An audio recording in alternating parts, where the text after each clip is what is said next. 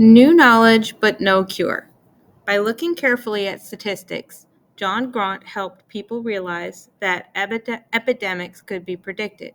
High numbers of unusual deaths might point to the start of an outbreak of disease. People no longer had to look to the stars for signs of a coming epidemic.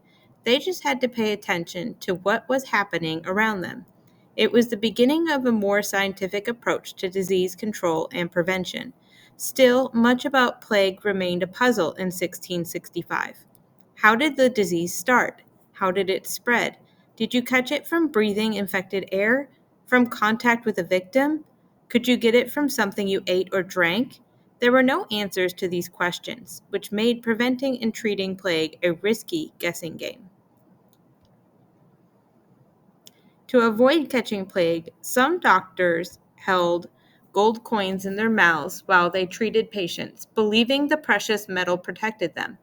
Others recommended burning herbs and spices mixed with vinegar or tar to clean the air. So many people believed that smoking tobacco would prevent plague, that schoolboys were punished if they forgot to smoke each morning before their prayers.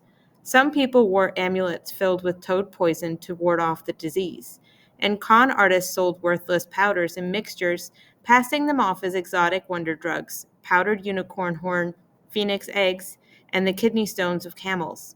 There was no way to cure plague, and doctors could do little to treat it. Bleeding had been recommended as a cure for fevers since ancient Greek and Roman times. Although people often died from loss of blood, doctors continued to bleed their patients. Sweating was another common treatment.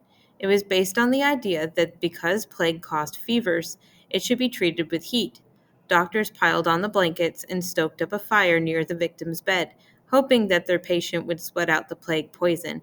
If neither bleeding nor sweating worked, there was opium to dull your pain if you could afford it. When that failed, there was only prayer left. According to John Grant statistics, there were only 9,967 births in London that year, compared to 97,306 burials. Some wondered if the city's population would ever recover. John pointed out that London was an incredibly dangerous place to live at all times.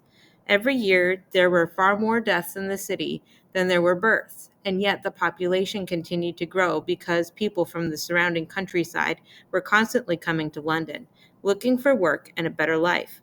John predicted that within a few years, London's population would rebound, thanks to newcomers from the country. Again, he was right. Slowly, life began to return to normal in the city, as people forgot the year of terror and death.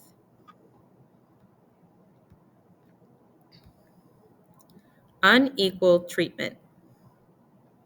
In 1665, only the wealthy middle class could afford doctors.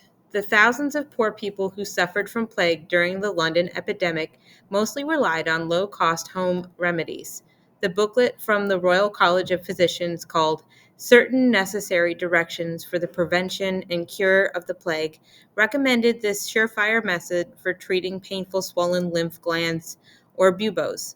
Pull off the feathers from the tails of living cocks, hens, pigeons, or chickens, and holding their bills, hold them hard to the botch or swelling, and so keep them at that part until they, the birds, die.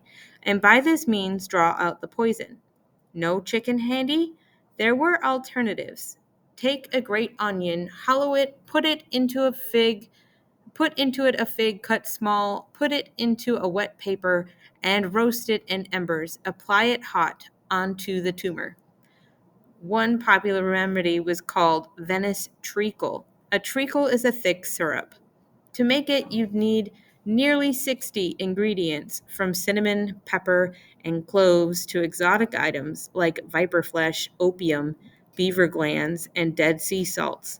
Vipers all sold out. London treacle was a better, simpler option, a mixture of cumin seeds, bayberries, snake root, cloves, and honey.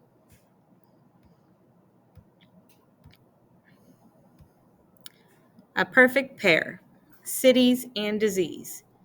As soon as humans started living in permanent settlements, we opened the door to disease causing microbes.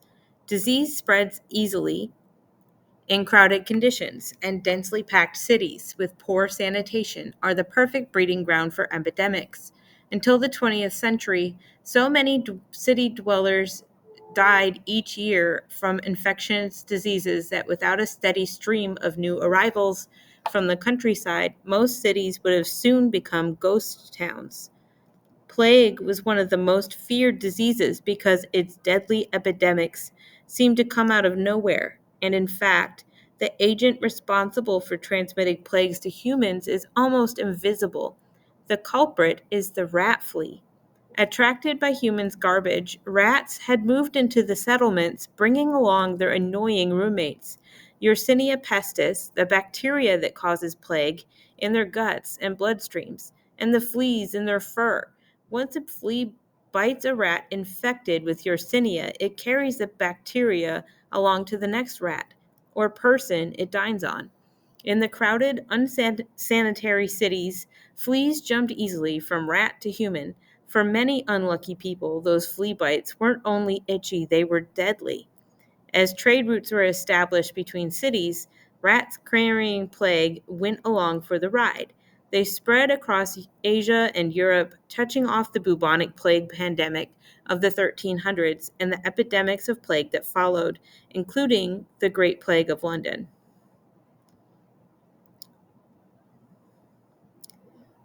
Finding answers in Hong Kong. More than 200 years after the epidemic in London, scientists finally identified the source of plague. In 1894, an epidemic of bubonic plague in Hong Kong killed 80,000 people. The governor, Sir William Robinson, called for scientists to come to Hong Kong to search for solutions and save the city. A famous Japanese scientist, Shibasaburo Kitasato, answered his plea. Shibasaburo's arrival was celebrated in the papers, and he was given his own laboratory and a staff of assistants. Nobody paid much attention to other foreign researcher who answered the call for help. Alexander Yersin was a young Swiss bacteriologist, a specialist studying disease-carrying microbes and how to cure or treat the illnesses they cause, who had been practicing medicine in the French colony of Indochina, now the countries of Vietnam and Cambodia. As an unknown scientist, Alexander didn't get the same warm welcome as the famous Shibasaburo. The Hong Kong officials didn't even offer him a laboratory. He had to pay to have his own lab built, a lowly straw hut not far from the much grander building occupied by Shibasaburo. The two scientists were soon racing to be the first to discover the source of plague. The competition was so fierce that Shibasaburo tried to prevent Alexander from getting access to the bodies of plague victims. Alexander had to bribe the soldiers guarding the plague wards of hospitals to bring him the blood and tissue samples he needed. That June, each man announced that he had successfully isolated the bacteria that causes plague. At first, Shibasaburo was credited with the discovery, but then the scientific community decided that Alexander had been first, and the bacteria was named Yersinia pestis in his honor.